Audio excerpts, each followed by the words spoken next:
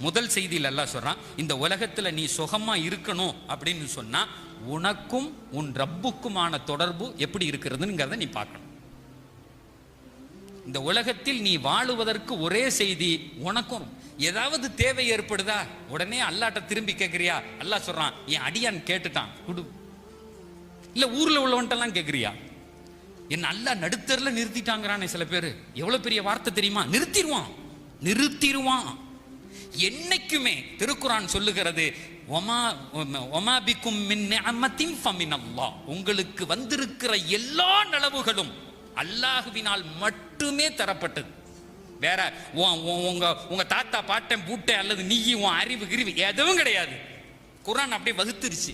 நீ உனக்கு ஆரோக்கியம் இருக்கா, பொருளாதாரம் இருக்கா, நல்ல மனைவி இருக்கிறாளா, குடும்பம் இருக்கா, வீடு இருக்கா, கார் இருக்கா, வசதி இருக்கா, அல்லாஹ் மட்டும்தான் கொடுத்தான்.